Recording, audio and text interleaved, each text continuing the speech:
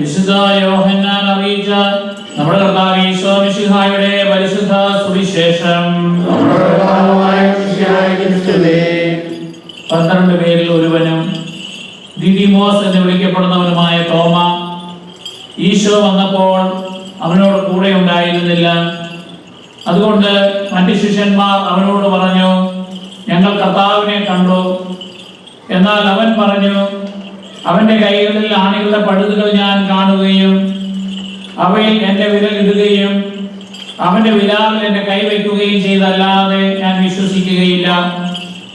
8 ദിവസങ്ങൾക്ക് ശേഷം വീണ്ടും അവന്റെ ശിഷ്യന്മാർ വീട്ടിലായിരുന്നപ്പോൾ തോമായും അവരോട് കൂടെ ഉണ്ടായിരുന്നു.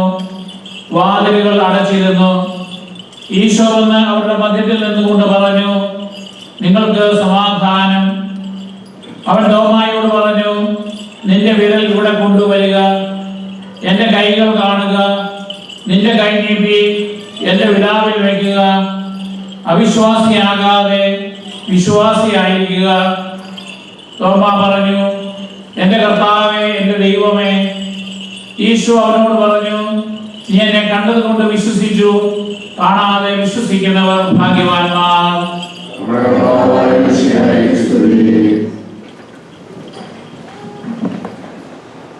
പ്രിയപ്പെട്ടവരെ, രാവിലെ പള്ളിയിൽ വന്നപ്പോൾ എന്നോട് ചോദിച്ചൊരു ചോദ്യം, ദുഹ്റാൻ എന്ന വാക്കിന്റെ അർത്ഥം എന്താണെന്നാണ്.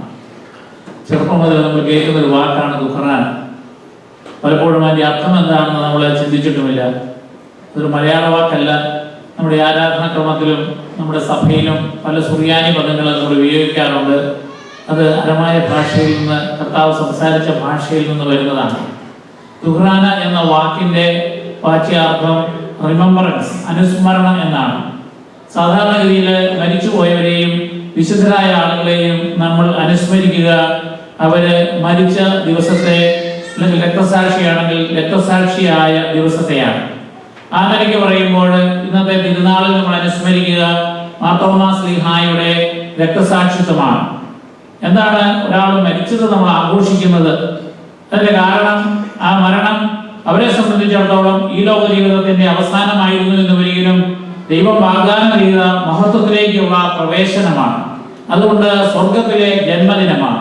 മറ്റൊരു വാക്കിൽ പറഞ്ഞാൽ നമ്മുടെ ജന്മദിനത്തിന്റെ, മരിച്ചുപോയവരുടെ സ്വർഗത്തിലെ ജന്മദിനമാണ് നാം ആഘോഷിക്കുക. പക്ഷേ ഒരു പ്രശ്നമുള്ളത്, മാർത്തോമാ ശ്ലീഹ എന്നാണ് മരിച്ചത് എന്ന് രേഖപ്പെടുത്തപ്പെട്ടിട്ടില്ല. കൃത്യമായി ആർക്കും അറിയാൻ പാടില്ല. പിന്നെ എങ്ങനെയാണ് ജൂലൈ 3 മാർത്തോമാ ശ്ലീഹായുടെ അനുസ്മരണ ദിനമായത്? അതിനൊരു കാരണമുണ്ട്. നമുക്കറിയാം, ഇന്ത്യയിലാണ് മാർത്തോമാ ശ്ലീഹ 20 വർഷം സുവിശേഷ പ്രഘോഷണം നടത്തിയത്. ക്രിസ്തുവർഷം 72ാമത്തെ ആണ്ടില് ചിന്നമരയില്, മദ്രാസില് അദ്ദേഹം രക്തസാക്ഷിയാവുകയും ചെയ്തത്. അദ്ദേഹത്തെ അവിടെ സംസ്കരിച്ചു.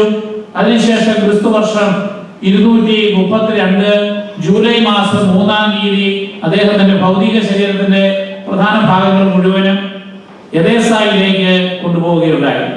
അതുകൊണ്ട് ആ ദിവസം ഈ മാർത്തോമാ ശ്ലീഹായുടെ അനുസ്മരണ ദിനമായി ആചരിക്കുവാൻ തുടങ്ങി. നമുക്കറിയാം, നമ്മുടെ മരിച്ചുപോയ കാരണവന്മാരുടെ അനുസ്മരണയ്ക്ക് നമ്മൾ പറയുന്ന ഒരു പേരാണ് ശ്രാദ്ധം. പിന്നെ അത് മലയാളത്തിലാക്കുമ്പോൾ ചാത്തം എന്ന് പറയാറുണ്ട്. ശരിക്കുള്ള വാക്ക് ശ്രാദ്ധമാണ്. ശ്രാദ്ധം എന്ന വാക്കിന്റെ അർത്ഥം ബലിദാനം എന്നാണ്. അതായത് മരിച്ചുപോയ ആ ആളിനെ അനുസ്മരിച്ചുകൊണ്ട് പരിഹാര ബലി അർപ്പിക്കുകയും അതോടൊപ്പം തന്നെ ആ ആളിന്റെ പാപമോചനത്തിന് വേണ്ടി ദാനധർമ്മം ചെയ്യുകയും ചെയ്യുന്ന ദിവസമാണ്. അതുകൊണ്ടാണ് നമ്മൾ മരിച്ചുപോയ ആളിന്റെ അനുസ്മരണ ദിനത്തില് ആ മരിച്ച ആളിന് വേണ്ടി നമ്മുടെ വിശുദ്ധ കുർബാന അർപ്പിക്കുന്നു. അതോടൊപ്പം തന്നെ നമ്മുടെ പ്രിയപ്പെട്ടവരെയും പാവപ്പെട്ടവരെയും വിളിച്ച് അന്നദാനം കൊടുക്കുന്നു. അതോടൊപ്പം തന്നെ അവിടെ ഒരു സ്വതക്കാഴ്ച എടുത്ത് അത് പരിഹാര ബലി അർപ്പിക്കുവാനോ അല്ലെങ്കിൽ ജീവികാരുണ്യ പ്രവർത്തനങ്ങൾക്കോ ആയി ഉപയോഗിക്കുന്നു. ഇവിടെ തോമാ ശ്ലീഹായുടെ ഈ വിശേഷിപ്പ് ഭാരതത്തിൽ നിന്ന് കൊണ്ടുപോയത് എദേസായിലേക്കാണെങ്കിൽ എന്തുകൊണ്ടാണ് എദേസായിലെ സഭ അത് ക്ലെയിം ചെയ്യുവാനുണ്ടായ കാരണം? എദേസായി എന്ന് പറയുന്നത് കൽദായ സഭ ഉള്ള സ്ഥലമാണ്. അതായത് ഇപ്പോഴത്തെ ഇറാഖ്. അന്ന് ഇറാഖല്ല, അന്ന് മെസൊപ്പൊട്ടേമിയയുടെ ഭാഗമാണ്. അപ്പോൾ ആ എദേസായിലേക്ക് കൊണ്ടുപോകുന്നത് നാനായക്കാരുടെ പൂർവ്വന്മാർ വന്ന സ്ഥലമാണ്. അവിടെ മാർത്തോമാ ശ്ലീഹ നേരിട്ട് സുവിശേഷം പ്രസംഗിച്ചതായി പറയുന്നില്ല.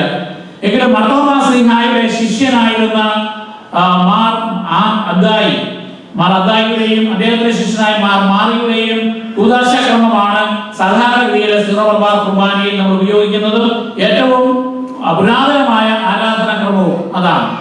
അങ്ങനെ മാർത്തോമാ ശ്ലീഹ എദേസായിലെ സ്ഥലത്തേക്ക് സുവിശേഷം പ്രഘോഷിക്കുവാനായിട്ട് തന്റെ പ്രിയ ശിഷ്യനായിരുന്ന മാർ അദ്ദായിയെ അയക്കുകയും മാർ അദ്ദായി അതുകൊണ്ട് തന്നെ മാർത്തോമാ ശ്ലീഹായുടെ ആ പാരമ്പര്യം അനുസരിച്ചുകൊണ്ട് അവിടുത്തെ സഭയെ വളർത്തുകയും ചെയ്തു. അതുകൊണ്ടാണ് കനായി തോമായിക്ക് തോമ എന്ന പേര് വന്നത്. അപ്പൊ അതുകൊണ്ട് തോമസ് എന്ന ആ പേര് അവിടെ പ്രചാരത്തിലുണ്ട്. മാർത്തോമാ ശ്ലീഹായുടെ വളരെയേറെ ഭക്തിയുണ്ട്. അതുപോലെ തന്നെ തോമാ ശ്ലീഹ പൗലോസ് ശ്ലീഹ താൻ സുവിശേഷം പ്രഘോഷിച്ച സ്ഥലങ്ങളിലേക്ക് ലേഖനങ്ങൾ എഴുതിയതുപോലെ മാർത്തോമാ ശ്ലീഹ ഭാരതത്തിൽ നിന്നും മറ്റു സ്ഥലങ്ങളിൽ നിന്നും എദേസായിലെ സഭയ്ക്ക് ലേഖനങ്ങൾ എഴുതിയിരുന്നുവെന്നും ആ ലേഖനങ്ങൾ ആരാധനാക്രമത്തോടനുബന്ധിച്ച് വായിച്ചിരുന്നുവെന്നും പാരമ്പര്യമുണ്ട്. എന്നാൽ അത് ദൈവനിവേശിത ഗ്രന്ഥങ്ങളിൽ ഉൾപ്പെടുത്തിയില്ല. കാരണം അത് അത്ര ദൈവശാസ്ത്രപരമായ കാര്യങ്ങളെ കുറിച്ചല്ല അതിനകത്ത് കൂടുതൽ പരാമർശിക്കുന്നത്. എദേസായിലെ സഭയെ സംബന്ധിച്ചിടത്തോളം അത് പ്രധാനപ്പെട്ടതായിരുന്നു. അത് ഒറിജിനൽ സൂക്ഷിച്ചിരുന്നു. പക്ഷേ ക്രിസ്തുവർഷം 201 ദൈസാൻ നദിയിലുണ്ടായ വെള്ളപ്പൊക്കത്തില് അത് സൂക്ഷിച്ചിരുന്ന ദേവാലയം നശിച്ചുപോയി. അതോടുകൂടി അതിന്റെ ഒറിജിനൽ നഷ്ടപ്പെട്ടു. അതിന്റെ പകർപ്പ് മാത്രമാണ് ഉള്ളത്. അപ്പൊ അതുകൊണ്ട് നമ്മളെ സംബന്ധിച്ച് കാനായക്കാരെ സംബന്ധിച്ചും മാർത്തോമാ ശ്ലീഹായോട് നമ്മുടെ പൂർവികർക്ക് ഭക്തി ഉണ്ടാകാനുണ്ടായ കാരണം മാർത്തോമാ ശ്ലീഹായുമായി എദേസായിലെ സഭയ്ക്കുണ്ടായിരുന്ന ബന്ധമാണ്. അതുതന്നെയാണ് കാനായ കുടിയേറ്റത്തിന് നിദാനമായി തീർന്നത്. കാരണം കാനായി തോമ എദേസായിലെ സഭയിലെ പിതാക്കന്മാരെ അറിയിക്കുകയും അവർ സെനഡ് കൂടുകയും ചെയ്ത ശേഷമാണ് യൂസേപ്പിനെയും വൈദികരെയും അവരോടൊപ്പം തന്നെ ഒരു കുടിയേറ്റ സംഘത്തെയും വളരെ ഫലഭൂയിഷ്ടമായ കേരളക്കരയിലേക്ക് തോമാ മാർഗം അറിയിക്കുവാനായിട്ട് അയച്ചത്. തോമാ ശ്ലീഹായുടെ പേര് നമുക്ക് സുവിശേഷത്തിന്റെ ആരംഭത്തിൽ പറയുന്നുണ്ട്, ദിദീമോസ് എന്ന് വിളിക്കപ്പെടുന്നവരാണ്. ദിദീമോസ് എന്ന് പറഞ്ഞാൽ അതിന്റെ അർത്ഥം ഇരട്ട. അതായത് 2 മക്കളുണ്ട്, ഇരട്ട ആയിട്ട് വന്നവരാണ്. അപ്പൊ തോമാ ശ്ലീഹായെ മറ്റുള്ളവരിൽ നിന്ന് വേർതിരിച്ചറിയുവാൻ വേണ്ടിയിട്ടുള്ള ഇരട്ടപ്പേരാണ് ദിദീമോസ് എന്ന് വിളിക്കപ്പെട്ടിരുന്നു.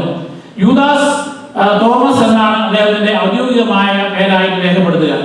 എന്തായാലും തോമാ ശ്ലീഹായെ കുറിച്ച് അദ്ദേഹം 12 അപ്പോസ്തലന്മാരോട് ചേർന്ന് കർത്താവിനോടുകൂടി പലപ്പോഴും ഉണ്ട് എന്ന് വരികയും തോമാ ശ്ലീഹായുടെ വചനങ്ങളായിട്ട് 3 കാര്യങ്ങളാണ് പ്രധാനമായി രേഖപ്പെടുത്തുക. ഒന്ന്, യോഹന്നാന്റെ സുവിശേഷം 11-ാം അധ്യായം 16-ാമത്തെ വാക്യത്തിലുള്ള ഒരു വാക്യമുണ്ട്. അതായത് എന്റെ പശ്ചാത്തലം ഇതാണ്: കർത്താവ് ഏറ്റവും അധികം ഇഷ്ടപ്പെടുന്ന ലാസർ മരിച്ചു എന്ന് അറിഞ്ഞു. അത് ആളുകൾ വന്ന് അറിയിച്ചപ്പോൾ കർത്താവിന് ദൂരെയാണ്, യെരൂശലേമിൽ നിന്നും അകലെയാണ്. അതുകൊണ്ട് കർത്താവിന് അവിടെ പോകണം എന്ന ആഗ്രഹമുണ്ട്. എന്നാൽ അവിടെ ചെന്നെത്തുമ്പോഴത്തേക്കും അദ്ദേഹം മരിച്ചു കഴിഞ്ഞിട്ടുണ്ട്. എങ്കിലും സംസ്കാരം കൂടാൻ പറ്റുകയില്ല. പക്ഷെ അവിടെ പോകുന്നത് അപകടകരമാണ് എന്ന് അപ്പോസ്തലന്മാർക്കറിയാം. കാരണം കർത്താവിനെ കല്ലെറിഞ്ഞ് കൊല്ലാൻ യെരൂശലേം നിവാസികൾ ഇങ്ങനെ ശ്രമിച്ചുകൊണ്ടിരിക്കുകയാണ്, നേതാക്കന്മാര്. അപ്പൊ അതുകൊണ്ട് നമ്മളാരും പോകണ്ട, കർത്താവ് ഇപ്പം അങ്ങോട്ട് പോകരുത്, അപകടകരമാണ് എന്ന് പറയുമ്പോൾ മറ്റ് അപ്പോസ്തലന്മാരോട് കർത്താവിന് വേണ്ടി പറയുകയാണ്, അവനോടൊപ്പം മരിക്കുവാൻ നമുക്കും പോകാം. ചെന്നാലും മരിക്കും, പക്ഷേ അവനോടുകൂടി മരിക്കുവാൻ നമുക്കും പോകാം എന്ന് പറയുന്ന അത്രയേറെ കർത്താവിന് വേണ്ടി കമ്മിറ്റഡ് ആയിട്ടുള്ള ഒരു അപ്പോസ്തലനായിരുന്നു തോമാ ശ്ലീഹ. രണ്ടാമത് നമ്മൾ കാണുക യോഹന്നാന്റെ സുവിശേഷം 14-ാം അധ്യായം 5-ാം വാക്യത്തിൽ, അതായത് കർത്താവ് അന്ത്യഅത്താഴം വിരുന്ന് നടന്നുകൊണ്ടിരിക്കുകയാണ്. അന്ത്യഅത്താഴത്തില് കർത്താവ് എന്തൊക്കെയാണ് സംഭവിക്കുവാൻ ഇരിക്കുന്നത് എന്ന് അപ്പോസ്തലന്മാരെ മുൻകൂട്ടി അറിയിക്കുകയാണ്. അപ്പൊ കർത്താവ് പറഞ്ഞു, ഇതാ ഞാൻ പോവുകയാണ്, ഞാൻ നിങ്ങൾക്ക് വേണ്ടി വസതി ഒരുക്കുവാനാണ് പോകുന്നത്, ഞാൻ എവിടേക്കാണ് പോകുന്നത് നിങ്ങൾക്കറിയാം, അതുകൊണ്ട് വഴിയും നിങ്ങൾക്കറിയാം എന്ന് പറയുമ്പോഴാണ് തോമാ ശ്ലീഹായ്ക്ക് അത് പിടികിട്ടുന്നില്ല. കർത്താവിന്റെ പല കാര്യങ്ങളും ഇപ്പൊ നമുക്ക് പിടികിട്ടും, പക്ഷെ അന്നത്തെ ആളുകൾക്ക് പിടികിട്ടാൻ ബുദ്ധിമുട്ടാണ്. കാരണം അതൊക്കെ റിയലൈസ് ചെയ്യുന്നത് പിന്നീടാണ്. അപ്പൊ അതുകൊണ്ട് തോമാ ശ്ലീഹ കർത്താവോട് ചോദിക്കുകയാണ്, കർത്താവേ, ഇത് നീ എങ്ങോട്ടാണ് പോകുന്നത് ഞങ്ങൾക്ക് അറിഞ്ഞുകൂടാ, പിന്നെ ഞങ്ങൾ എങ്ങനെ വഴി അറിയും? അപ്പൊ ധൈര്യപൂർവ്വം കർത്താവിനോട് സംശയങ്ങൾ ചോദിച്ച് ക്ലാരിഫൈ ചെയ്യുവാനുള്ള ഒരു തീക്ഷ്ണത അദ്ദേഹം കാണിക്കുന്നുണ്ട്. അപ്പോഴാണ് കർത്താവ് പറയുന്നത്, ഞാനാകുന്നു വഴിയും സത്യവും ജീവനും. അങ്ങനെ കർത്താവിന്റെ വഴി, കർത്താവിന്റെ മാർഗം കാണിച്ചു തന്ന തോമാ ശ്ലീഹായാണ് ഭാരതത്തില്. അതുകൊണ്ടാണ് കേരളത്തില് മാർഗം കൂടിയവന് മാർഗവാസികള് എന്നൊക്കെ ഭാരതത്തിലെ ക്രിസ്ത്യാനികളെ കുറിച്ച് പറഞ്ഞിരുന്നത്. കാരണം തോമാ മാർഗം എന്ന് പറയുന്നത് ക്രിസ്തു മാർഗമാണ്. ക്രിസ്തു വഴി പിതാവായ ദൈവത്തിലേക്ക് എത്തിച്ചേരുന്ന മാർഗമാണ് തോമാസ് ലീഹ നമ്മളെ അവിടെ പ്രചരിപ്പിച്ചത്. ഇനി മൂന്നാമത്തേത് ഇന്നത്തെ സുവിശേഷത്തിൽ വായിച്ചു കേട്ട ഏറ്റവും പ്രസിദ്ധമായ യോഹന്നാന്റെ സുവിശേഷം 20-ാം അധ്യായം 28-ാമത്തെ വാക്യത്തിലെ തോമാസ് ലീഹയുടെ വചനമാണ് എന്റെ കർത്താവേ എന്റെ ദൈവമേ എന്നുള്ളത്. എന്താണ് ഈ എന്റെ കർത്താവേ എന്റെ ദൈവമേ എന്നുള്ളതിന്റെ പശ്ചാത്തലം? നമുക്കറിയാം, തോമാസ് ലീഹ ഈശോ മിശിഹ ഉയർത്തെഴുന്നേറ്റത് ഞായറാഴ്ചയാണ്. അന്ന് തന്നെ 12 അപ്പോസ്തലന്മാർക്ക് പ്രത്യക്ഷപ്പെടുന്നുണ്ട്. പക്ഷെ 12 പേരില്ല, 10 പേരേ ഉള്ളൂ. യൂദാസ് മരിച്ചുപോയി, തോമാസ് ലീഹ അവിടെ ഇല്ല. നമുക്കറിയാം, ചിലപ്പോൾ നമ്മുടെ ഗ്രീഫ് വരും. നമ്മുടെ ഏറ്റവും പ്രിയപ്പെട്ട ഒരാൾ മരിച്ചു കഴിയുമ്പോൾ ചിലർ കൂട്ടായ്മയിൽ ആശ്വാസം കണ്ടെത്തും, വേറെ ചിലരെ leave me alone, let me grieve myself എന്ന് പറയുന്ന ഒരു കാഴ്ചപ്പാടുണ്ട്. അങ്ങനെ ഒരാളായിരുന്നു തോമാസ് ലീഹ. എന്ന് പറഞ്ഞാൽ തോമാസ് ലീഹ അതിയായി ദുഃഖം അനുഭവിക്കുകയാണ്. അപ്പൊ അതുകൊണ്ട് അദ്ദേഹം ഏകനായി, പ്രത്യേകിച്ച് അദ്ദേഹം പറഞ്ഞു നമുക്ക് അവരോടൊപ്പം മരിക്കാൻ പോകാമെന്ന് പറഞ്ഞ തോമാസ് ലീഹായും എന്ന് പറഞ്ഞാലും ഞാൻ എന്നെ ഉപേക്ഷിക്കുകയില്ല എന്ന് പറഞ്ഞ പത്രോസും ഒന്നും കാൽവരിയിൽ കുരിശിൽ തൂക്കി കർത്താവ് പഠിക്കുന്ന സമയത്ത് കൂടെയില്ല. മാതാവിനെ സംരക്ഷിക്കുവാൻ വേണ്ടിയിട്ട് യോഹന്നാൻ മാത്രമേ അവിടെ എത്തിയുള്ളൂ. കാരണം അവർക്കെല്ലാം ഭയമാണ്. അവര് കർത്താവിനെ കൂടെ അവരെ പിടിച്ച് കൊള്ളുമെന്നുള്ള ഭയം കൊണ്ട്. എന്നാൽ പിന്നീട് അവരുടെ ഭയം മാറുന്നുണ്ട്. അപ്പൊ ആ ഒരു കുറ്റബോധവും അതുപോലെ തന്നെ തന്റെ പ്രിയപ്പെട്ട ഈ ക്രിസ്തുനാഥൻ മരിച്ചതിലുള്ള വിഷമവും അങ്ങനെയുള്ള ആ ഗ്രീഫില് അദ്ദേഹം ഏകാന്തരായി കഴിയുമ്പോൾ, കൂട്ടായ്മയിൽ വിട്ടു നിൽക്കുമ്പോൾ കർത്താവിനെ കാണുവാനോ കർത്താവ് അവർക്ക് ചെയ്ത് കൊടുത്ത ചില അധികാരികളെ കിട്ടുവാനോ അദ്ദേഹത്തിന് ഇടയായില്ല. ആ ഒരു വിഷമം, ആ ഒരു നിരാശ അദ്ദേഹത്തെ ഒരു വിശ്വാസ പ്രതിസന്ധിയിൽ തന്നെ എത്തിക്കുകയാണ്. ചിലപ്പോൾ നമുക്കറിയാം, ഏറ്റവും വലിയ പുണ്യാളന്മാർക്ക് പോലും ചില വിശ്വാസ പ്രതിസന്ധികൾ ഉണ്ടാകും. അവിടെയാണ് തോമാസ് ലീഹ തന്റെ വിഷമം കൊണ്ട്, നിരാശ കൊണ്ട് പറയുന്നത് എനിക്ക് അവനെ കാണണം, ഉയർത്തെഴുന്നേറ്റ കർത്താവിനെ ഞാൻ വിശ്വസിക്കണമെന്ന് വരികിൽ അവനെ ഞാൻ നേരിട്ട് കാണുകയും അവന്റെ മുറിവുകൾ കാണുകയും അവന്റെ വിലാപം എന്റെ കയ്യിൽ കടത്തുകയും ചെയ്തല്ലാതെ ഞാൻ വിശ്വസിക്കുകയില്ല. പക്ഷെ തോമാസ് ലീഹ അത് പറഞ്ഞുകൊണ്ട് കർത്താവ് ഉപേക്ഷിക്കുകയല്ല, മറിച്ച് ആ കൂട്ടായ്മയിലേക്ക് വീണ്ടും വന്നു. കർത്താവിന്റെ ബാക്കി അപ്പോസ്തലന്മാരുടെ കൂടെ ഇരുന്ന് വീണ്ടും പ്രാർത്ഥനയോടുകൂടി ചെലവഴിച്ചു. 8-ാം ദിവസം എന്ന് പറയുന്നത് ആ ഞായറാഴ്ച കഴിഞ്ഞ് പിന്നത്തെ 8-ാം ദിവസം പിന്നത്തെ ഞായറാഴ്ചയാണ്. കർത്താവ് ഉത്ഥാനത്തിന് ശേഷം പ്രത്യക്ഷപ്പെടുന്നതെല്ലാം ഞായറാഴ്ചകളിലാണ്. അതുകൊണ്ടാണ് പിന്നീട് ക്രൈസ്തവ സഭ ഞായറാഴ്ചകളിലാണ് വിശ്വാസ സമൂഹം മുഴുവൻ ഒന്നുചേർന്ന് ഉദ്ധിതനായ കർത്താവിനെ അനുഭവിക്കുകയാണ് നമ്മളിപ്പോൾ ചെയ്യുക. കാരണം ആ ഉയർത്തെഴുന്നേറ്റ കർത്താവ് അന്ത്യത്താഴ്വരയിൽ നമ്മളോട് പറഞ്ഞതുപോലെ നമ്മൾ വീണ്ടും വീണ്ടും കർത്താവിന്റെ വലിയ ഗുണത്തിൽ പങ്കുചേരുകയാണ്. ഇവിടെ കാർമികൻ ക്രിസ്തുനാഥനാണ്. ക്രിസ്തുനാഥന്റെ കാണപ്പെട്ട പ്രതിനിധിയായിട്ടാണ് ഒരു പുരോഹിതൻ കാർമികനായി നിൽക്കുക. അതുകൊണ്ടാണ് ഔദ്യോഗികമായിട്ടുള്ള പുരോഹിത വസ്ത്രം അണിഞ്ഞുകൊണ്ട് നിൽക്കുന്നത്. കാരണം കർത്താവിന്റെ സാന്നിധ്യമാണ് ഓരോ ഞായറാഴ്ചയിലും നമ്മൾ ഇടവക സമൂഹം അനുഭവിക്കുക. അപ്പൊ ആ കൂട്ടായ്മയിൽ നിന്ന് വിട്ടു നിന്നാൽ നമുക്ക് കർത്താവിനെ അനുഭവിക്കുവാൻ സാധിക്കുകയില്ല. മറിച്ച് തോമാസ് ലീഹയ്ക്ക് അത് ബോധ്യപ്പെട്ടു. പിറ്റേ ഞായറാഴ്ച തോമ അവരുടെ കൂടെ ഉണ്ടായിരുന്നു. അപ്പോൾ കർത്താവ് അവർക്ക് പ്രത്യക്ഷപ്പെട്ടു. പ്രത്യക്ഷപ്പെട്ട ഉടനെ എന്റെ കർത്താവേ എന്റെ ദൈവമേ എന്ന് പറയുകയല്ല തോമ ചെയ്തത്. മറിച്ച് കർത്താവ് പരസ്യ ജീവിതകാലത്ത് ജനക്കൂട്ടങ്ങളുടെ ഇടയിലൂടെ പോകുമ്പോൾ കർത്താവിനെ കാണാൻ മേലാഞ്ഞിട്ട് പൊക്കക്കുറവുണ്ടായിരുന്ന സക്കേവൂസ് മരത്തിന്റെ മുകളിൽ കയറിയിരുന്നു. കർത്താവ് വിളിക്കുമെന്ന് വിചാരിച്ചല്ലെങ്കിലും കർത്താവ് മനസ്സിലാക്കി അവന്റെ ഹൃദയ വികാരങ്ങളും വിചാരങ്ങളും. അതുകൊണ്ട് കർത്താവ് മരത്തിന്റെ മുകളിലേക്ക് നോക്കിയിട്ട് പറഞ്ഞു, സക്കേവൂസെ ഇറങ്ങി വരിക എന്ന് പറഞ്ഞപ്പോൾ, അയ്യോ, എന്നെ പേഴ്സണലായിട്ട് പേര് ചൊല്ലി വിളിച്ച് എന്നെ വിളിക്കുകയും എന്റെ വീട്ടിലേക്ക് അതിഥിയായി വരുവാൻ തയ്യാറാവുകയും ചെയ്ത കർത്താവ് എന്ന് പറഞ്ഞപ്പോൾ അദ്ദേഹത്തിന്റെ ഹൃദയത്തെ സ്പർശിച്ചു. അപ്പോഴാണ് പറഞ്ഞത്, എന്റെ വസ്തു വിഭവം ഞാൻ ജനങ്ങൾക്ക് ദാനം ചെയ്യുന്നു, എന്നിട്ട് മറ്റു ജനത്തിനുണ്ടെങ്കിൽ 1/4 ഇരട്ടിയായി ഞാൻ തിരികെ കൊടുക്കുന്നുവെന്ന് എന്ന് പറയുന്നത് പോലെ ഈ 12 അപ്പോസ്തലന്മാർ നിൽക്കുമ്പോൾ കർത്താവ് പ്രത്യക്ഷപ്പെട്ട് സമാധാനം ആശംസിച്ച് പറയാണ്, തോമ ഇങ്ങോട്ട് വാ, എന്റെ കൈകളിലെ മുറിവുകൾ നീ കാണുക, എന്റെ വിലാപ്പുറം നീ കാണുക, അതിൽ നിന്റെ കൈകൾ കടത്തി നീ വിശ്വാസിയായിരിക്കുക. അപ്പോഴാണ് തോമായിക്ക് വളരെയേറെ വികാരബന്ധിതനായി തോമ സ്വതസിദ്ധമായി പറഞ്ഞ വാക്യമാണ് എന്റെ കർത്താവേ എന്റെ ദൈവമേ എന്നുള്ളത്. ഈ എന്താണ് എന്റെ കർത്താവേ എന്റെ ദൈവമേ എന്നുള്ള വാക്യം? അത് തോമാസ് ലീഹായുടെ ഒരു പുതിയ കണ്ടുപിടുത്തമല്ല. വേറെ പുസ്തകം എടുത്തു കഴിഞ്ഞാൽ നമുക്കറിയാം, ഉൽപ്പത്തി പുസ്തകത്തിലെ 1-ാം അധ്യായം 1-ാം വാക്യം മുതൽ 2-ാം അധ്യായം 4-ാം വാക്യം വരെ കർത്താവിനെ പറ്റി പറയുന്നത്, ദൈവത്തെ പറ്റി പറയുന്നത് മലയാളത്തിലെ ദൈവം എന്ന വാക്ക് ഇംഗ്ലീഷിൽ ഗോഡ് എന്നുള്ള വാക്കാണെങ്കിലും അതിന്റെ ഒറിജിനൽ ഹീബ്രു ഭാഷയിൽ വരുമ്പോൾ അല്ലെങ്കിൽ എലോഹിം എന്നതാണ്. ശബ്ദത്താനി എന്നാണ് കർത്താവ് കുരിശിൽ കിടന്നോട് പറയുക, കർത്താവേ കർത്താവേ ദൈവമേ ദൈവമേ എന്തുകൊണ്ട് നീ എന്നെ ഉപേക്ഷിച്ചു. എന്നാൽ 2-ാം അധ്യായം 4-ാം വാക്യം മുതൽ പിന്നീട് പറയുന്നത് ദൈവം എന്ന മാത്രമല്ല ദൈവമായ കർത്താവ്. അതിന്റെ ഒറിജിനൽ വാക്ക് യാഹ്വേ അല്ലെങ്കിൽ യഹോവ എന്നാണ്. അപ്പൊ ഇത് രണ്ടും രണ്ട് അർത്ഥത്തിലാണുള്ളത്. ഈ എലോഹിം എന്നുള്ളതായ അർത്ഥം എന്ന് പറയുന്നത് ഈ പ്രപഞ്ചത്തെ മുഴുവൻ സൃഷ്ടിച്ച, നമുക്ക് ബൈബിളിൽ പറയുന്നുണ്ട് ദൈവം ആകാശവും ഭൂമിയും സൃഷ്ടിച്ചു. ഈ കാണുന്ന ഭൂമിയും അത് മുകളിലുള്ള ആകാശവും എന്നുള്ളതല്ല, മറിച്ച് മനുഷ്യന്റെ ശാസ്ത്രജ്ഞന്മാർക്ക് അല്ലെങ്കിൽ അസ്ട്രോണമേഴ്സിന് ഈ പ്രപഞ്ചത്തിന്റെ അതിരുകൾ ഇതുവരെ കണ്ടെത്താൻ പറ്റിയിട്ടില്ല. അങ്ങനെ അതിവിശാലമായി പ്രപഞ്ചം മുഴുവനുമാണ് ഈ ഭൂമി എന്നതുകൊണ്ട് ഉദ്ദേശിക്കുക. എന്നാൽ ആകാശം എന്നതുകൊണ്ട് ഉദ്ദേശിക്കുന്നത് മലാഖമാരും സ്വർഗവാസികളും ഉൾക്കൊള്ളുന്ന ഒരു മറ്റൊരു പ്രപഞ്ചത്തെയാണ്. അങ്ങനെ ഒറ്റ വാക്കാൽ സ്വർഗത്തെയും ഭൂമിയെയും സൃഷ്ടിക്കുന്ന ദൈവം ഈ പ്രപഞ്ചത്തെ താളം തെറ്റാതെ നമുക്ക് വേണ്ടി എക്കാലവും നിലനിർത്തിക്കൊണ്ടുപോകുന്ന ദൈവം. അങ്ങനെ ഒറ്റ വാക്കാൽ തന്നെ എല്ലാം സൃഷ്ടിക്കുകയും തന്റെ അതീവ ശക്തമായ കരങ്ങളാൽ ഇതിനെ മുഴുവൻ പരിപാലിക്കുകയും ചെയ്യുന്ന ആ ദൈവത്തെ സൂചിപ്പിക്കുവാൻ വേണ്ടിയാണ് എലോഹിം എന്ന വാക്ക് ഉപയോഗിക്കുക. എന്നാൽ മറ്റൊരു വാക്കാണ് കൈറോസ്. ആ കൈറോസ് എന്ന വാക്ക് അല്ലെങ്കിൽ യഹോവ എന്ന വാക്ക് കൊണ്ട് അർത്ഥമാക്കുക മനുഷ്യനെ പോലെ സംസാരിക്കുകയും, മനുഷ്യനെ, അതായത് ആദ്യത്തെ ഒരു സൃഷ്ടി പറയുന്നത് ദൈവം ആദ്യം മനുഷ്യനെ പുരുഷനെ സ്ത്രീയുമായി സൃഷ്ടിച്ചു എന്ന് പറയുന്നത്. അതിനുശേഷം വീണ്ടും പറയുകയാണ് ദൈവമായ കർത്താവ്, അതായത് യഹോവയായ ദൈവം. ഇത് രണ്ടും ഒരു ദൈവം തന്നെയാണ്, പക്ഷേ അത് വേറൊരു പാരമ്പര്യമാണ്.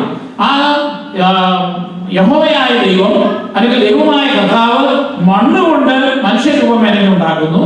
അതിന് ജീവനില്ല. അവന്റെ നാസാരങ്ങളിലേക്ക് അവൻ ഊതുന്നു, അവനെ ജീവൻ കൊടുക്കുന്നു, അവന്റെ വാരിയെടുത്ത് ഒരു സ്ത്രീയെ സൃഷ്ടിക്കുന്നു, അവന്റെ കൽപ്പനകൾ കൊടുക്കുന്നു. ഒരു മനുഷ്യനെ തമ്മിൽ സംസാരിക്കുന്ന ഒരു ദൈവം, അവൻ മനുഷ്യഗതിയായ ദൈവം, പ്രവർത്തിക്കുന്നവനായ ദൈവം. അതാണ് മനുഷ്യനുമായി ബന്ധപ്പെടുന്ന, മനുഷ്യനുമായി ഉടമ്പടി ചെയ്യുന്ന, പിന്നീട് പൂർവികരുമായി സംസാരിക്കുന്ന ആ ദൈവത്തിന്റെ പ്രത്യേകതയെ സൂചിപ്പിക്കുന്നതാണ് ദൈവമായ കർത്താവ്. ഇന്നത്തെ നമ്മുടെ പ്രാർത്ഥനകളിൽ, സങ്കീർത്തനങ്ങളിലൊക്കെ നമുക്കറിയാം ദൈവമായ കർത്താവേ എന്നാണ് പറയുക. ഇനി യേശുക്രിസ്തുവിനെയും കർത്താവ് എന്നാണ് വിളിച്ചിരുന്നത്. കാരണം നാഥൻ, ദ ലോർഡ്. ഈ ലോർഡ് എന്നുള്ള വാക്ക് പിന്നീട് സെക്കുലർ ഫീൽഡുകളിലും ഒക്കെ നാഥന്മാര് അല്ലെങ്കിൽ അധികാരമുള്ളവരെ പറ്റി സൂചിപ്പിച്ചിരുന്നു. അപ്പോൾ ഈശോയെ ഇത്രയും നാൾ അവര് ലോർഡ് അല്ലെങ്കിൽ കർത്താവ് എന്ന് വിളിച്ചിരുന്നു. കർത്താവെ കർത്താവെ എന്ന് വിളിക്കുന്നവരെല്ലാം സ്വർഗ്ഗരാജ്യത്തിൽ പ്രവേശിക്കുക, കർത്താവിന്റെ ഹിതം, പിതാവായ ദൈവത്തിന്റെ ഹിതം നിറവേറ്റുന്നവരാണ് നമ്മൾ വായിക്കുന്നുണ്ട്. പത്രോസിനോട് ചോദിക്കുന്നുണ്ട്, മറ്റുള്ളവർ നിങ്ങൾ എന്നെ പറ്റി എന്താണ് പറയുക എന്ന് പറയുമ്പോൾ പത്രോസ് പറയുന്നുണ്ട്, നീ ജീവിക്കുന്ന ദൈവത്തിന്റെ, അതായത് എലോഹിം, ആ ദൈവത്തിന്റെ പുത്രനായ ക്രിസ്തുവാകുന്നു. എന്നാൽ ഇവിടെ തോമാസ് ഒരു പടി കൂടി കടന്നിട്ട് പറയുകയാണ്, എന്റെ കർത്താവേ നീ എന്റെ ദൈവമാണ്. അതായത് ഈ പ്രപഞ്ചത്തെ സൃഷ്ടിച്ച ദൈവം, ഈ പ്രപഞ്ചത്തെ പരിപാലിക്കുന്ന ആ ദൈവമാണ് നീ. അവിടെയാണ് എന്റെ കർത്താവേ എന്റെ ദൈവമേ എന്നുള്ള വാക്കിന്റെ തിയോളജിക്കലായിട്ടുള്ള ആഴമായ അർത്ഥം. അതാണ് ഈ തോമാസ് നൽകിയ ഏറ്റവും വലിയ സംഭാവന എന്ന് പറയുന്നത്. യേശുക്രിസ്തുവിൽ പിതാവായ ദൈവത്തെ കണ്ടെത്തുവാൻ പറ്റുന്നു. ഞാൻ വഴിയും സത്യവും ജീവനുമാകുന്നു എന്ന് പറയുമ്പോൾ തുടർന്നുണ്ടാകുന്ന ഫിലിപ്പോസുമായിട്ടുള്ള ഡയലോഗില് കർത്താവ് പറയുന്നുണ്ട്, പിതാവിനെ ഞങ്ങൾക്ക് കാണിച്ചു തരണമേ, അത് മാത്രം ഞങ്ങൾക്ക് മതി എന്ന് ഫിലിപ്പോസ് പറഞ്ഞപ്പോൾ കർത്താവ് പറഞ്ഞു, ഫിലിപ്പോസെ ഞാൻ ഇത്രയും നാളും നിന്റെ കൂടെ ഉണ്ടായിരുന്നിട്ടും നീ എന്നെ അറിയുന്നില്ലേ? എന്നെ കാണുന്നവൻ ആരെ കാണുന്നു? എന്റെ പിതാവിനെ കാണുന്നു. അപ്പൊ അതുകൊണ്ടാണ് തോമാസ്ലീഹ പറഞ്ഞു, തോമാസ്ലീഹയ്ക്ക് ഇപ്പോൾ ക്രിസ്തുവിൽ, ഉയർത്തെഴുന്നേറ്റ ക്രിസ്തുവിൽ പിതാവായ ദൈവത്തെ കാണുവാൻ പറ്റുന്നു. അതുകൊണ്ട് എന്റെ കർത്താവേ എന്റെ ദൈവമേ എന്നുള്ള ആ വാക്യത്തിലൂടെ തോമാസ്ലീഹ തന്റെ വിശ്വാസം പ്രഖ്യാപിക്കുകയാണ്.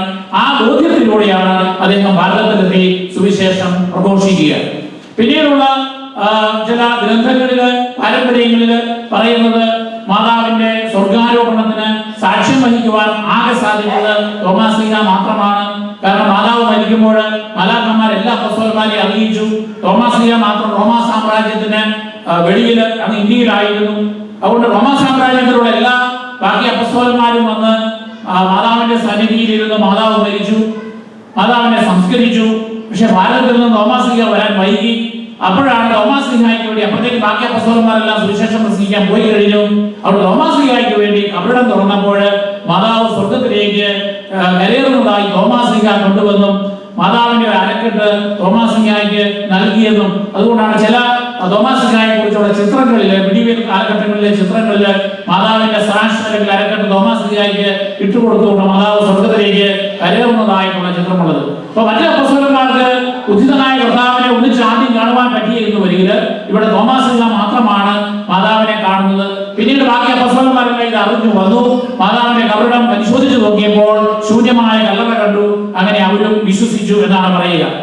അതായത് തോമാശ്ലീഹായുടെ പ്രബോധനത്തിലെ പ്രധാനപ്പെട്ട മറ്റൊരു ഐതിഹ്യമുള്ളത് ഇതാണ്. ഇപ്പോഴത്തെ അഫ്ഗാനിസ്ഥാനും അതുപോലെ തന്നെ പാകിസ്ഥാനും നോർത്ത് വെസ്റ്റ് ഇന്ത്യയും ചേരുന്ന ആ പ്രദേശത്തു നിന്നുള്ള ഒരു ഗൊണ്ടഫോറസ് രാജാവ് രാജാക്കന്മാർ തമ്മിൽ മത്സരിച്ച് കൊട്ടാരം നിർമ്മിക്കുകയാണ്. അപ്പോൾ വെസ്റ്റേൺ കൾച്ചറിലുള്ള ഒരു മിഡിൽ ഈസ്റ്റ് കൾച്ചറിലുള്ള ഒരു നല്ല കൊട്ടാരം പണിയുവാൻ വേണ്ടി ഒരു ശില്പിയെ അന്വേഷിച്ച് അബ്ബാനസ് എന്ന് പറയുന്ന തന്നെ കാര്യസ്ഥനെ ജെറുസലത്തിലേക്ക് അയക്കുകയും അവിടെ വെച്ച് ഉദ്ധിതനായ കർത്താവ് അബ്ബാനസിന് പ്രത്യക്ഷപ്പെട്ട് മനസ്സിന് അറിയത്തില്ല അത് ക്രിസ്തുവാണെന്ന് അദ്ദേഹം പറഞ്ഞു, നീ ഒരു ആർക്കിടെക്റ്റിനെ നമുക്ക് കാണാം. അതെ, അങ്ങനെയാണെങ്കിൽ ഈ കർത്താവ് തന്നെ ആർക്കിടെക്ട് ആയിരുന്നല്ലോ. അപ്പം തന്റെ ഒരു ശിഷ്യനുണ്ട് ആർക്കിടെക്ട് ആയിട്ട്, അവന്റെ പേര് തോമ എന്നാണ്, അവനെ ഞാൻ അടുത്ത് വിട്ടേക്കാമെന്ന് പറഞ്ഞു. അങ്ങനെ തോമയെ അവിടെ കാണിച്ചു കൊടുത്തു. ഉടനെ അബ്ബാനസ് ചെന്ന് തോമാശ്ലീഹായോട് ചോദിച്ചു, യേശു എന്ന് പറയുന്ന ഒരു ആളിന്റെ ശിഷ്യനാണോ നീ? അതേ എന്ന് പറഞ്ഞു. അങ്ങനെയാണെങ്കിൽ അദ്ദേഹം നിന്നെ കൂട്ടിക്കൊണ്ട് എന്റെ രാജാവിന്റെ അടുത്ത് പോയി കൊട്ടാരം പണിയുവാൻ ആവശ്യപ്പെട്ടിരിക്കുകയാണ്, എന്നോട് പോരണമെന്ന് പറഞ്ഞു. അപ്പോൾ തോമായ്ക്ക് മനസ്സിലായി. അതുവരെ തോമ ഇന്ത്യയിലേക്ക് പോകാൻ മടിച്ചു നിന്നു. കാരണം മറുക്കിട്ടാണ് അപ്പോസ്തലന്മാർ ഓരോ രാജ്യത്തും എവിടെയാണ് സുവിശേഷം പ്രസംഗിക്കാൻ പോകേണ്ടതെന്ന് തീരുമാനിച്ചത്. റോമൻ സാമ്രാജ്യത്തിന് വെളിയിൽ പോകാൻ തോമായ്ക്ക് കുറി കിട്ടിയപ്പോൾ തോമ മടിച്ചു നിൽക്കുകയാണ്. കാരണം അപകടം പിടിച്ച യാത്രയാണ്. അപ്പോൾ അബ്ബാനസിന്റെ കൂടെ അങ്ങനെ ഗൊണ്ടഫോറസ് രാജാവിന്റെ അടുത്ത് ചെല്ലുന്നു. ഗൊണ്ടഫോറസ് രാജാവ് രാജകൊട്ടാരം പണിയാൻ വേണ്ടിയിട്ട് ഈ ശില്പിയായ തോമാശ്ലീഹായ്ക്ക്, അതുകൊണ്ടാണ് തോമാശ്ലീഹായുടെ ചിത്രത്തിൽ ഒരു ശില്പിയുടെ ഉപകരണങ്ങളൊക്കെ കാണിക്കുന്നത്. അപ്പോൾ ആ തോമാശ്ലീഹ അദ്ദേഹത്തിന്റെ രാജാവിന്റെ പണം മുഴുവൻ വാങ്ങിച്ചിട്ട് അദ്ദേഹം പാവങ്ങൾക്ക് വിതരണം ചെയ്തുകൊണ്ട് അവരുടെ പ്രശ്നങ്ങൾക്ക് പരിഹാരം കണ്ടെത്തുകയുകൊണ്ട് സുവിശേഷം പ്രസംഗിക്കുകയാണ്. കാരണം സുവിശേഷ പ്രഘോഷണത്തിന്റെ ഒരു ഭാഗമാണ് കർത്താവ് രോഗികളെ സുഖപ്പെടുത്തിയതുപോലെ കർത്താവ് ദുഃഖിതരെ ആശ്വസിപ്പിച്ചുകൊണ്ട് പിതാവായ ദൈവത്തിന്റെ സ്നേഹം വാക്കുകളിൽ മാത്രമല്ല പ്രവൃത്തിയിൽ കാണിച്ചതുപോലെ തോമാശ്ലീഹ ഈ രാജാവ് നൽകിയ ഗൊണ്ടഫോറസ് രാജാവ് നൽകിയ ആ റിസോഴ്സസ് പാവപ്പെട്ടവർക്ക് വേണ്ടി ചെലവഴിച്ച് അവരോട് വചനം പ്രസംഗിക്കുകയും അത്ഭുതങ്ങളും അടയാളങ്ങളും കാണിക്കുകയും ചെയ്തു. അപ്പോഴാണ് ഗൊണ്ടഫോറസ് രാജാവ് മനസ്സിലായി താൻ കബളിപ്പിക്കപ്പെടുകയാണ്. അതുകൊണ്ട് ഈ രാജാവ് അദ്ദേഹത്തെ വിളിച്ചിട്ട് തോമാശ്ലീഹായെ വിളിച്ചിട്ട് പറഞ്ഞു, നീ രാജകൊട്ടാരം പണിയുകയാണോ അതോ എന്റെ കാശ് ദുരുപയോഗിക്കുകയാണോ? തോമാശ്ലീഹ പറഞ്ഞു, ഞാൻ കൊട്ടാരം പണിയുകയാണ്. എവിടെയാണ്? ഞാൻ കാണിക്കാൻ പറഞ്ഞു. അപ്പൊ പറഞ്ഞു, അത് സ്വർഗത്തിലാണ്, മരിച്ചു കഴിയുമ്പോൾ അതൊന്ന് കാണും. അത് വിശ്വസിക്കാൻ മാത്രം മണ്ടനല്ല, അദ്ദേഹത്തെ ഭൗതികമായി ചിന്തിക്കുന്ന ഗൊണ്ടഫോറസ് രാജാവ് അദ്ദേഹത്തെ തോമാശ്ലീഹായെ അദ്ദേഹം കാരാഗൃഹത്തിൽ അടച്ചു. അന്ന് രാത്രിയിൽ ഈ രാജാവിന്റെ സഹോദരൻ രോഗം പിടിപെട്ടു. ആ രോഗം പിടിപെട്ട കാരണത്തിൽ മരിക്കുകയും ചെയ്തു. മരിച്ചു കഴിഞ്ഞപ്പോൾ ദുഃഖിതനായ ഈ രാജാവ് മനസ്സിലായി അത്ഭുതങ്ങളും അടയാളങ്ങളും കാണിക്കുന്ന തോമായോട് വിളിച്ച് എന്തെങ്കിലും ചെയ്യാൻ പറ്റുമോ എന്ന് ചോദിക്കാൻ. അങ്ങനെ തോമാശ്ലീഹായെ കാരാഗൃഹത്തിൽ നിന്ന് കൊണ്ടുവന്നു. തോമാശ്ലീഹ പ്രാർത്ഥിച്ചു. ആ മരിച്ചുപോയ ആള് ഉയർത്തെഴുന്നേറ്റു. ഉയർത്തെഴുന്നേറ്റ ഉടനെ അദ്ദേഹം തന്റെ സഹോദരനായ രാജാവിനോട് പറഞ്ഞൊരു കാര്യമുണ്ട്, ഞാൻ മരിച്ചപ്പോൾ ഞാൻ സ്വർഗം കണ്ടു. ആ സ്വർഗത്തിൽ അതിമനോഹരമായ ഒരു ഭവനം, ഒരു കൊട്ടാരം എന്റെ സഹോദരന് വേണ്ടി, ഗൊണ്ടഫോറസ് രാജാവിന് വേണ്ടി അവിടെ നിർമ്മിച്ചിരിക്കുന്നത് ഞാൻ കണ്ടു എന്ന് പറഞ്ഞപ്പോഴാണ് ഗൊണ്ടഫോറസ് രാജാവ് തോമാശ്ലീഹായുടെ മുമ്പിൽ സാഷ്ടാംഗം വീണ് മാപ്പപേക്ഷിച്ച് അദ്ദേഹവും അദ്ദേഹത്തിന്റെ കൂടെ ധാരാളം ആളുകളും ക്രിസ്ത്യാനികളായി തീർന്നു എന്നുള്ളതായ ഒരു കഥയുണ്ട്. അത് തോമാശ്ലീഹായുടെ നടപടി പുസ്തകം എന്ന പേരിൽ ദൈവനിവേശന ഗ്രന്ഥമായി അംഗീകരിക്കാത്ത പുസ്തകത്തിലാണ് രേഖപ്പെടുത്തിയിരിക്കുക. ഏതായാലും അതിലൂടെ ലഭിക്കുന്ന ഒരു സന്ദേശം ഇതാണ്. തോമാശ്ലീഹ കൊടുത്ത തോമാ മാർഗം എന്ന് പറയുന്നത് നമ്മളുടെ ഭൗതികമായി ഈ പ്രപഞ്ചത്തിൽ കിട്ടുന്ന സൗകര്യങ്ങള്, സമയം, കഴിവുകള്, സമ്പത്ത്, ഇതെല്ലാം സ്വർഗരാജ്യത്തിലേക്ക് നമുക്ക് നിക്ഷേപങ്ങൾ സമാഹരിക്കുവാനും അവിടെ ചെല്ലുമ്പോൾ നമുക്കുള്ള ഡിപ്പോസിറ്റായി നമുക്കുള്ള വസതിയാക്കി മാറ്റുവാനും നമുക്ക് സാധിക്കണമെന്നുള്ളതാണ്. അതുകൊണ്ട് തോമാശ്ലീഹായുടെ പെരുന്നാൾ ആഘോഷിക്കുമ്പോൾ നമ്മുടെയും ക്രിസ്ത്യാനിയുടെയും ഒക്കെ നിയോഗങ്ങളോടൊപ്പം തന്നെ നമുക്ക് പ്രത്യേകം പ്രാർത്ഥിക്കാം. സ്വർഗരാജ്യത്തെ ലക്ഷ്യമാക്കിക്കൊണ്ട് ഭൗതിക സുഖ സൗകര്യങ്ങളിലേക്ക് കുടുങ്ങാതെ മറിച്ച് അവയെ നമുക്ക് വേണ്ടിയുള്ള വരുവാനിരിക്കുന്ന ലോകത്തിന്റെ വസതിയായി ഒരുക്കുവാനായിട്ടുള്ള മാർഗങ്ങൾ തോമാശ്ലീഹ നമ്മളെ നയിക്കുവാനായിട്ട് നമുക്ക് പ്രാർത്ഥിച്ചുകൊണ്ട് ഈ വലിയ പണം തുടരാം.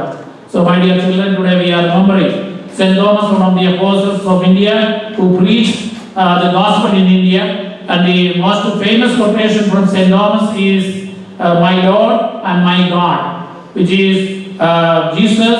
In Jesus he sees God the Father. So he declares Jesus as the Lord and God, and he